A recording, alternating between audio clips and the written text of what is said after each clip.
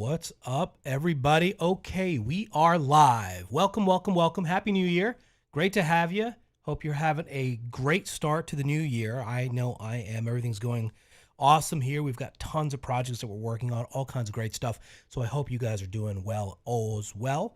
And today we're doing on the exam breakdown. I wanted to go and talk about the appraisal topic, and I want to cover it. So basically, the deal with the exam breakdown series is once a week. We're going to meet live. We're going to do some content. We're going to talk about a specific topic. I'm going to give you an overview of the topic, some of my, experience as to what could be on the examination regarding that particular topic. And then I'm going to talk about some vocab phrases, and then I'm going to wrap it up with a couple of quiz questions. So the idea here is to give you a quick, well-rounded understanding of a specific topic and to get you sort of into your mindset getting ready for the examination. We're going to pick a topic every week. Now, on Mondays, we're going to be doing the real estate topics for the real estate licensing examination. By the way, this is good for every single state, anywhere, everywhere. This is going to help you get through that national part. And a lot of questions typically that you'll find on the state portions of your examinations, barring the state-specific laws. So you're going to see things like with appraisals, I'll try to give you some stuff where you might see also these questions on those as well. So we're going to be talking about that.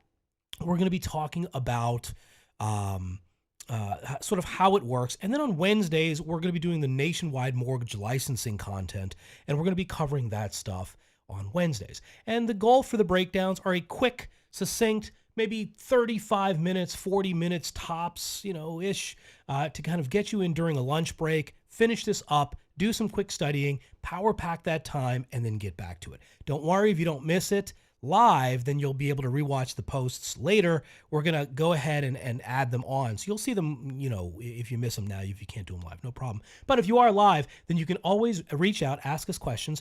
Now, I am flying solo, so many times what I have to do is I will respond to questions. So if you have comments to make, go ahead and make them, and then I will get back to you guys later on and sort of answer or clarify anything that may come up. All right, so let me just do a couple quick tests. I just want to make sure we're good to go, and let's rock with the appraisals.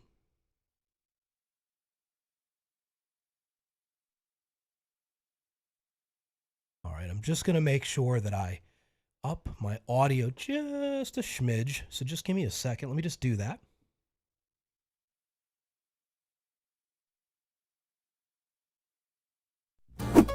Just hang tight.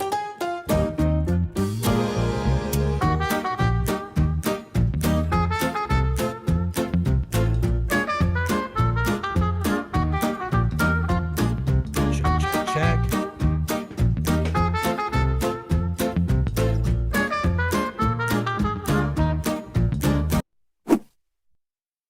All right, I'm back. All right, so hopefully that we just cranked up some of the vocals just a little bit just to make sure everything's good. We're mixing it live and I'm streaming it live, everything over my shoulder here. You guys can't see it in the camera shot, but everything that's going on over here is sort of streaming and everything else. So I have like mixing boards and stuff over here. So I'm kind of like flying that way. All right, so let's get into it. Let's talk about the appraisal topics. And how I want to do this is I want to talk about a few different things.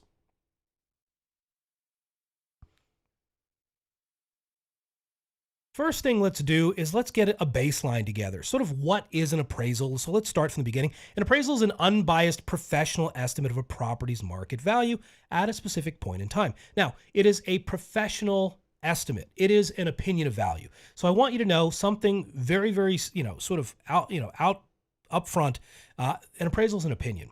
It's an opinion of value, but it's rendered by a licensed professional. And so that licensed professional has gone through a series of qualifications and practice and oversight, and they've learned how to render a pretty decent opinion of value, although two appraisers might value the same asset and come up with two different numbers. So just understand that it is a professional estimate, an opinion of market value. Now, the market value is another vocab phrase where it is the most probable price that a property can fetch in a regular market environment. And the purpose is used by lenders. This is sometimes seen on real estate examination questions, but the purpose of an appraisal is to be used by lenders, buyers, sellers, and investors to determine a property's fair market value. It's used in real estate to determine what is most fair and equitable amongst the parties. Okay, so the appraisal is used for that. Obviously, we can use it for things like estates and everything else, but the appraisal in our context is used for these particular purposes compared to a competitive market or comparative market analysis. That's done by a real estate professional, either a salesperson or a broker, and those are rendered to determine an opinion of value for listing purposes many times, or sort of a value check. All right, let's talk about some of these principles of value as we're getting into the roots here. The value is going to be something that we need to know. We need to understand market value versus market price versus cost. Okay, so these are all of the items that we need to start to understand. And there are 4 elements. These are great real estate questions on exams, by the way, practice questions. We see these all the time. And demand, utility, scarcity, and transferability. So there's a simple acronym. It's called DUST. And so dust is what creates value. If there is a demand for this asset and, it's in a marketplace, this marketplace exists. And because of this marketplace, we're able to view something and demand or desire something, then there's a demand for that thing. Real estate, there's a demand for real estate. Although recently there has been, in the U.S., we're seeing a slight cool down in certain parts of the United States regarding supply. There's a little bit of an oversupply now in certain parts of the country regarding real estate. So utility, its usefulness as something. So an asset that has use has utility, and if something has utility, obviously real estate has utility, it has use, so that would contribute to value. Scarcity, if we have so much, there's only so much land in the United States, there's only so much land on the planet, and if you can habitate that land, land is scarce because, we're not making more. We are, the earth is, growing through, accretion, like volcanic accretion and stuff, but that takes a very long time. So scarcity is another contributing factor for valuation, and then transferability, the relative ease of how we can transfer from one party to another. Now, with that, we have an amazing system in the U.S. where we can transfer ownership, and we utilize documents like deeds, and then we can transfer ownership relatively easily, and it's recorded we have registries and public records and all types of things where we can store these things so the community feels safe. And today, in modern day and age, we're looking at blockchain and blockchaining contracts and title records that are also on the blockchain. So, we're seeing even more transferability ease, and that contributes also to value. Think of other parts of the world that may not have these items, and then you can make a direct correlation between value of those assets compared to this. So dust is something you definitely want to know. Now, market value versus market price. Market value is the most probable price that something can fetch in a regular market environment requisite to a fair sale. Market price is the actual selling price of the property. Now, market value and market price, there could be a convergence or there could be a divergence from these two numbers. And then cost, what something costs. It's kind of understanding how these 3 items, what something costs you to build might not be what you can sell it for. Obviously, if you're an investor, you're trying to build it for way less than you can sell it for, right? So when you're doing your analysis, the cost of construction is factored in if you're a developer to try to determine ultimately the market price. That can be tough because it depends on the timing of when you're finishing construction and selling assets. So, the big construction and big development game really has these market things. I'm working on a project right now, for example, and it's taken years to just get the land speculation taken care of. And then on top of that, now we have to look at other things. So it's pretty complicated. All right, types of value. We have market value. Then we have something known as assessed value. And you need to know the distinction. Assessed value is for tax purposes. Then we have insurable value, and then we have investment value. So we have these different value metrics, right? Like different value topics that we can look to, all of which are determined in various ways. To determine these different values, we have 3 valuation methodologies. Now, these 3 methods, the appraiser or the professional valuer is going to be able to look at these and try to figure out, sort of what to do. Excuse me, my voice is a bit hoarse. I'm just getting over a cold. Excuse me. And then we have, these items, the sales comparison approach, the cost approach, and the income approach. Now, the appraiser, depending on the assignment they're given, is going to utilize these three approaches. Depending on the type of assignment they receive, the type of property, they're going to utilize one of these three that carries the most weight. And then they're going to support it by reconciling the other two to determine the value based off of all three typically. And then they'll give the most weight in opinion towards the type of property. So for example, the sales comparison approach, the biggest way that we, this is the classic example, would be a single family house. If I'm trying to figure out what a single family house is worth, then we're going to go ahead and utilize the sales comparison approach, because nothing reflects value in that regard most than what somebody else is willing to spend for a similar property. And in sales comparison approach, we are using different properties that are similar within the same geographic area, and then we are either subtracting up or sort of up or down valuing based off of the comparisons and the items that we're comparing. So sales comparison approach carries the most weight in residential property valuation, and there could be an exam question right there. Okay. Also note that the sales comparison approach in some states is referred to as the market data approach. So the market data approach is also the sales comparison approach. The cost approach to determining the value is utilizing what it costs to build either an exact replica or replacement of that property. So we're using this rule of understanding how much something is valued at based on what it costs to reproduce it. And then the income approach is based on the income the property generates, used mainly for income producing properties. Some of the key elements of the sales comparison approach: comparable sales. We refer to these as comps, and comps are things that you will see utilized on real estate exams. Adjust for the differences, and I mentioned that earlier. And then we're weighing the comparable properties based off of geography and similarity and recent sales data. And that's the sales comparison approach. Don't forget, they also call this the market data approach. Some of the key elements of the cost approach, this valuation methodology number 2, is the cost of improvements minus depreciation plus the land value. And in the cost approach, guaranteed on your exam, are these depreciations. There is physical deterioration, functional obsolescence, and something known as external or economic obsolescence. They will sometimes call it economic obsolescence. Now, these depreciations are either curable or incurable. So physical and functional are curable or incurable. A curable defect is something that we could pay and get the money back, in essence, economically. Something that exceeds some sort of contribution where you won't get the money back would be a incurable physical deterioration. Functional obsolescence works the same way. And then an external obsolescence is always incurable. And I would suggest that that's something that you might see on an exam. So an exam writer would want you to know that external obsolescence, these are factors that are happening around the property. So an example of external obsolescence being incurable would be high crime in an area.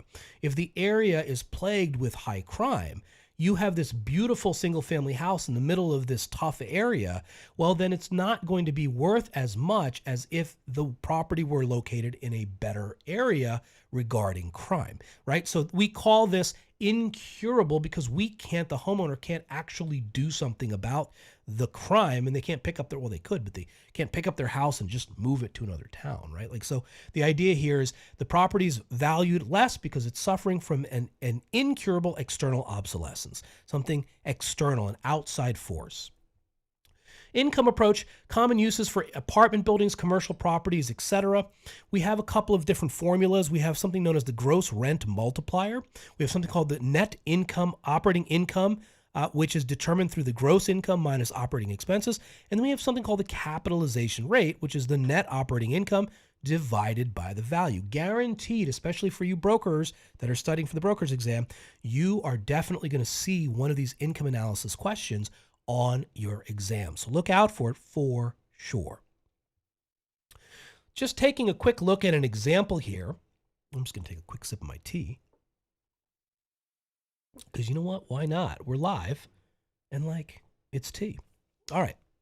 So an example here of the income approach, we've got a property value of $800,000, a monthly rental income of $7,000. That's annual rent. So $7,000 times, we annualize that. So we're at 96,000. Monthly expenses of 2,000. And those are, again, to remember, annualizing the expenses. And then we have some of the basics. Let me just go to this note sheet just to kind of show you this. Just give me a second. All right, here we go. I'm just going to blow this up. So Kate, my partner, gave me some notes. I'm just going to go over these. That's why it says fill in what is bold. All right, well, here we go. All right, so gross rent multiplier. In that regard, we have, if we're trying to figure it out using the gross rent multiplier, we take the property value of 800,000, and then we have this rental income. We're going to take 800,000 divided by $84,000. If we annualize the rents, it's $7,000 times 12, which is $84,000, and it gives us a gross rent multiplier of 9.52. In the previous slide, there was a typo, by the way. Net operating income, if we're approaching it that way, the NOI is the gross income minus operating expenses. So the gross income is $84,000. We had $2,000 of monthly expenses. We have to annualize these expenses to get to $24,000. And then if we subtract that out, our net operating income is $60,000. And then to determine a capitalization rate, we take the NOI divided by the value. So the NOI was 60 divided by $800,000, which is the property value. And that gives us a cap rate of 0.075. We multiply that times 100 to get the percentage, and we get 7.5%. All right, so that's the cap rate. And many times what they'll do is they'll try to have you do cap rates. They'll try to have you do these things back and forth. So you might have to figure out cap rate, or you might have to figure out the value, or you might have to figure out, what the net operating income is. So they'll typically give you two. You might have to do stuff like annualize the rents. They might say the monthly income, so you got to annualize it. They might say the monthly expenses. A trick with the expenses, by the way, is going to be the following. They always do one of these potentially. In the expense roll, they might come at you and say, management fees, property taxes, operating costs, blah, blah, blah. And they might say mortgage payment. You're specifically to exclude the mortgage payment. It's not an operating expense. So you want to make sure you exclude that and then add up all of the other expenses. If they give you monthly, then you have to times it by 12 so you can annualize that number. All right. So remember that as you're taking this thing, you're probably going to see that on the exam. Okay. All right. So there is an example here. The next one, there's the next slide. I'm just going to bring this down. There's slide number 9 had some similar stuff as well. And the examples there, slide number 10, I think it was. No, I think that was just it. Okay, I think that was the whole thing there. Let's just keep going. Boom, boom. All right, so there's that. And then we get to the appraisal process. All right, so the appraisal process sometimes shows up. It could be all of the following are parts of the appraisal process, except that kind of thing. We want to define the problem. The appraiser's always, what's the problem? What do we have to do? What's the assignment? The purpose of and scope of this appraisal. Then the appraiser is going to gather and analyze data, and then they're going to apply the 3 approaches to valuation.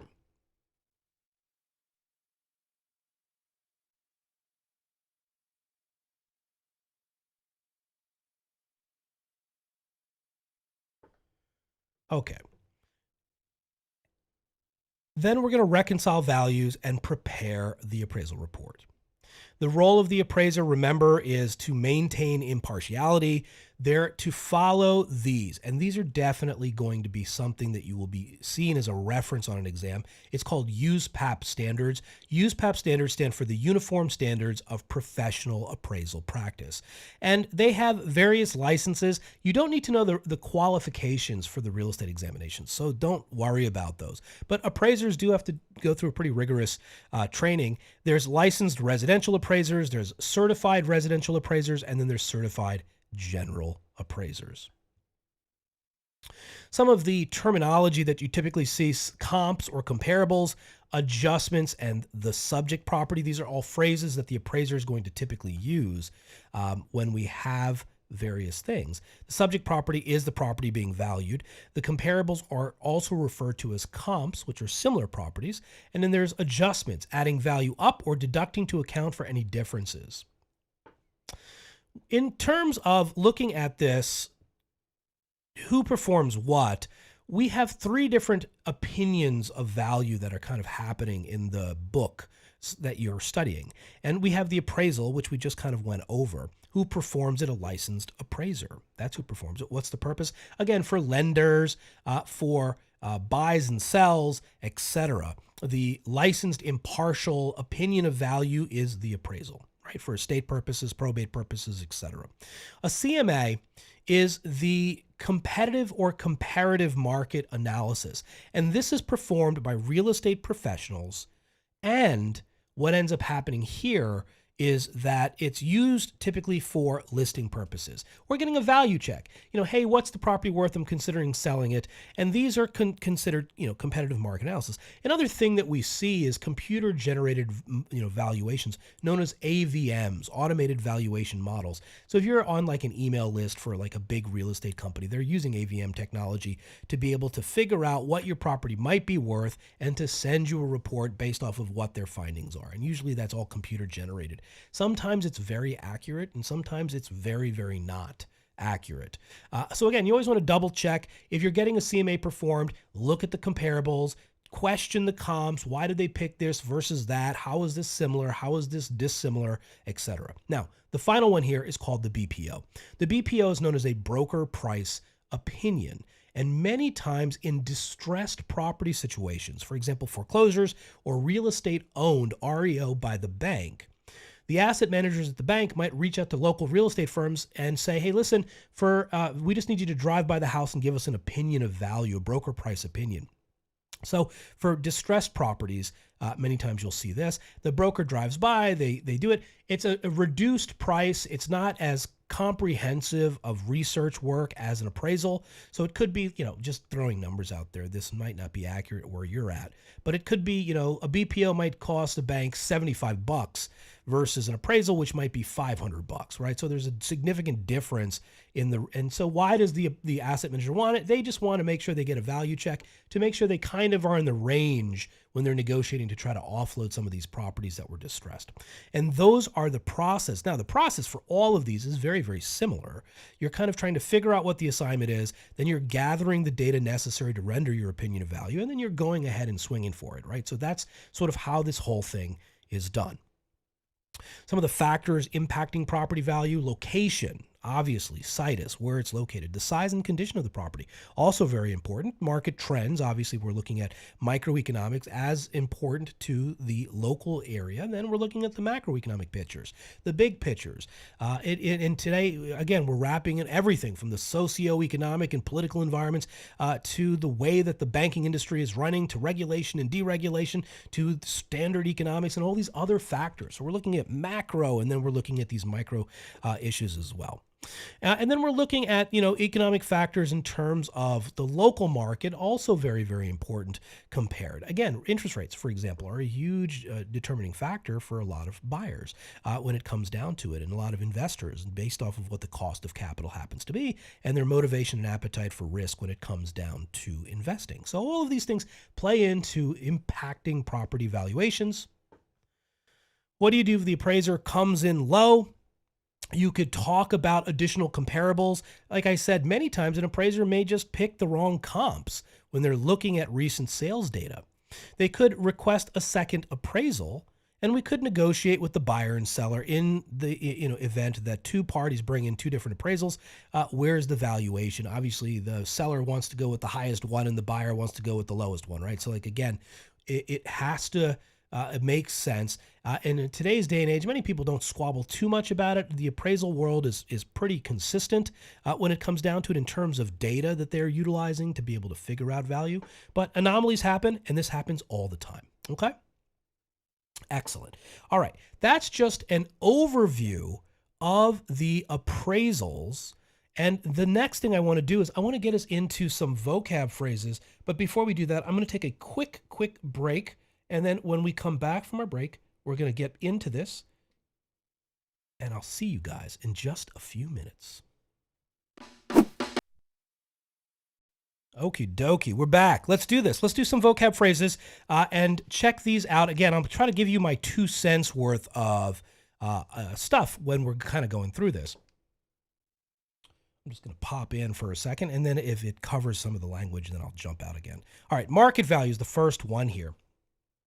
And what we got here with market value is the price a property would sell for in an open and competitive market under fair conditions, used as a benchmark for transactions, appraisals, and lending decisions. Definitely want to know the vocab phrase market value. The next one is subject property. The subject property is the property being appraised or analyzed. It serves as a basis for comparison with other properties called comparables or comps to determine its value.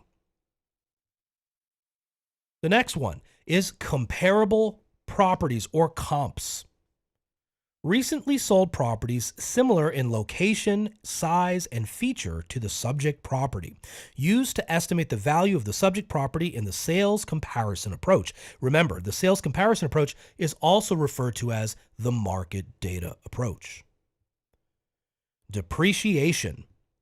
Depreciation is a decrease in property value due to wear and tear, functional issues, or external factors. Remember those 3 depreciations. It's used in the cost approach for accounts for the value of loss over time. Adjustments. Adjustments are changes made to the value of comparables to account for differences between them and the subject property. It ensures a fair comparison when using a sales comparison approach. Updates and improvements. Updates and improvements are renovations or upgrades that increase the property's value.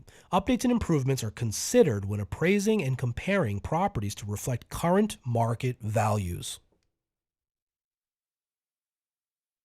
Gross rent multiplier, or GRM.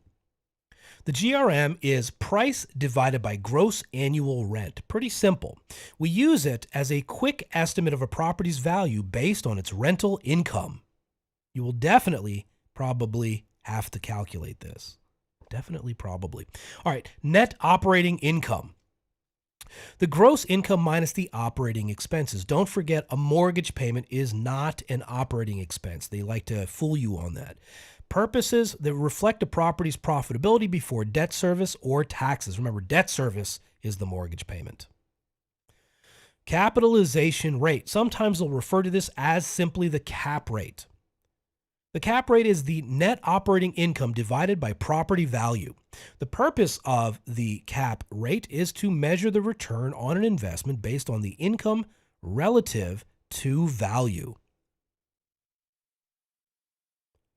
Cost approach is a valuation method estimating the cost to replace a property minus the depreciation plus land value. Remember, land does not depreciate. Commonly used for unique or new properties, and I would stick to that as a benchmark as to why we use the cost approach for general purposes.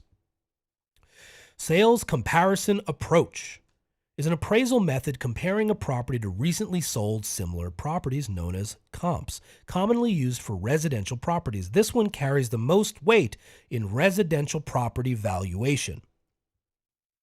The income approach is an appraisal method estimating value based on the income the property generates, commonly used for income-producing properties like apartments or commercial real estate. This one is on there. Highest and best use is the most profitable legal use of a property, considering zoning, location, and market demand. Uniform Standards of Professional Appraisal Practice, USPAP. Definitely want to know what it stands for.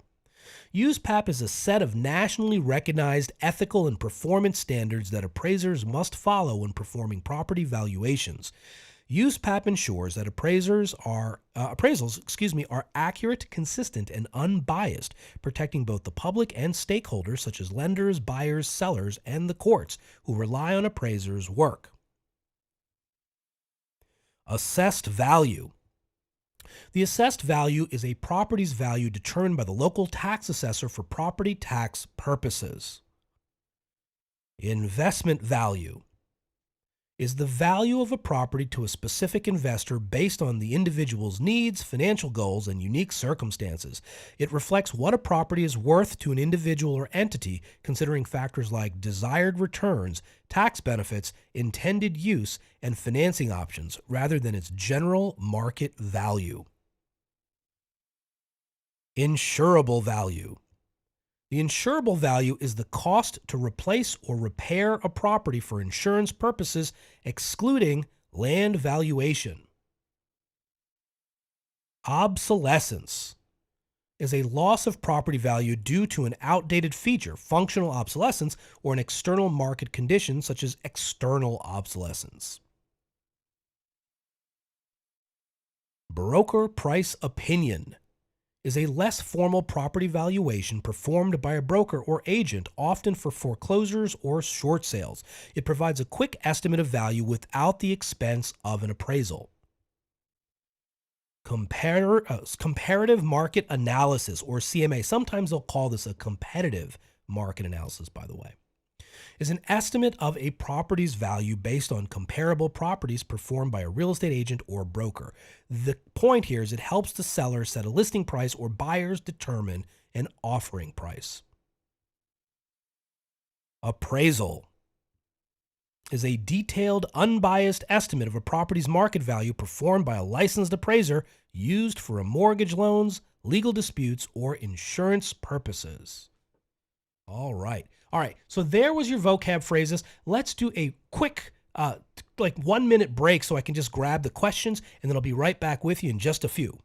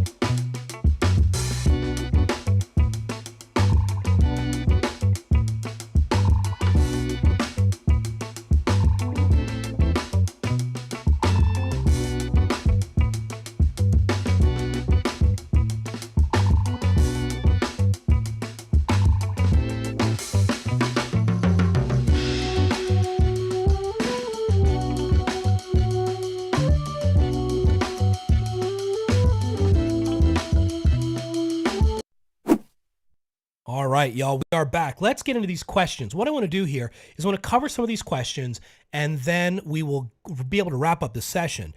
And these are all appraisal-specific questions. So there'll be about 5 of them. So let's just get right into them. You guys can pause these parts later on when we post the videos if you're practicing, and you can kind of study it that way. Or you can kind of do it on the fly.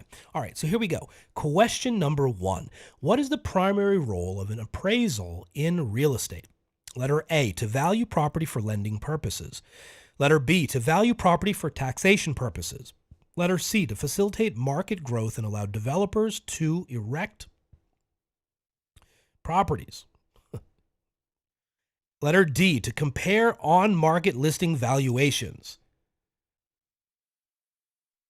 And the answer? Letter A, to value property for lending purposes. I think letter C is funny. All right, so letter A, so when we're thinking about appraisals, we're thinking about lending purposes. I would put those two together in your mind, and that's going to help you. That's just the main point of an appraisal. All right, question number 2. Simon, a real estate agent, is helping a homeowner determine the potential listing price for their property. What method should he use for this valuation and why? Letter A, the cost approach, because it provides the most accurate value for listing purposes. Letter B, the sales comparison approach, because it considers recent sales data of similar properties. Letter C, the income analysis approach, because it is ideal for residential properties. Letter D, the automated valuation method, and the AVM, because it is the quickest method. And the answer? Letter B, the sales comparison approach, because it considers recent sales data of similar properties. So if a real estate professional is going to be helping with a listing price, and in this particular example, that's what they're trying to do, then we're going to use the sales comparison approach. We're going to use that methodology. And again, we're not calling it an appraisal because an appraisal can only be performed by an appraiser, but we're doing something where we're using the same valuation methodology, the sales comparison approach. Question number 3, which valuation method is most suitable for estimating the value of a unique or specialized property? Letter A, sales comparison approach. Letter B, comparative market analysis. Letter C, income analysis approach. Letter D, the cost approach.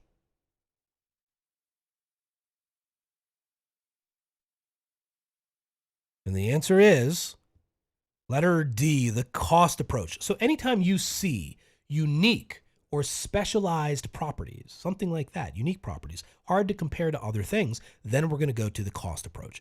And the cost approach, remember, uses those 3 types of depreciation. 2 are curable and incurable potentially, and 1 is always incurable, which is economic or external obsolescence. And then we add the land value back in. Now, if we're looking at a single family home, for example, then we're going to use the sales comparison approach, and we're trying to figure out what something is worth based on the income it's generating, then obviously we're going to use the income approach. Question number 4, how is the property's estimated value calculated using the capitalization rate? Letter A, divide the net operating income by the cap rate. Letter B, multiply the cap rate by the property's gross rental income. Letter C, subtract the cap rate from the property's total expenses. Letter D, add the cap rate to the property's assessed tax value. And the answer? Letter A, we divide the net operating income by the cap rate. You definitely want to know the formula to determine value. Net operating income, cap rate, and value, and the correlation between those 3, and you might have to solve for 1, and they typically give you 2, and you have to figure out the other one. And the final one, question number 5, Rishi is considering refinancing his rental property to take advantage of lower interest rates. What valuation method is likely to be used by the lender to determine the property's current value for refinancing? Letter A, the comparative market analysis, CMA, because it provides a quick market-based estimate. Letter B, automated valuation model, AVM, as it delivers a fast and efficient property value estimate. Letter C, income approach, because it evaluates the property's value based on its rental income potential. Letter D, appraisal, because it offers a detailed and accurate valuation conducted by a licensed professional. And the answer is letter D. We will use the appraisal because it offers a detailed and accurate valuation conducted by a licensed professional. So they're considering refinancing their rental property to take advantage of lower interest rates. Again, we're thinking lender, and because we're thinking lender, then anytime we're dealing with a lender and refinancing, we're going to be doing an appraisal performed by a licensed appraiser. All right. That was a quick exam breakdown of the appraisal topics. And what you want to do is go back and rewatch some of this, look to the key terms, just understand stuff. I really didn't spend a ton of time looking at examples of income analysis. Maybe in another breakdown, we're going to go a little bit further into that. But for this, as sort of an overview, rewatch this as you're learning. Many times, this plus some of the economic characteristics of value, some of the valuation methodologies, how the income approach works, some of these vocab phrases will be enough many times to get you through that part of your examination. There's a lot of questions, and it happens to be all found in the appraisal unit in any books or materials that you're studying. And remember, this breakdown works in any state, anywhere, everywhere that you are studying for your real estate examination. My name is D. It's been a pleasure to be with you and to work with you. Again, remember, on Wednesday, we're going live for the mortgage professionals studying for that mortgage licensing examination, so we'll be doing some review then. And on Mondays, every Monday, I will see you live during lunch to go through the exam breakdown. Once again, it was a pleasure. Good luck with your studies. Study hard, study well, and we'll see you in the next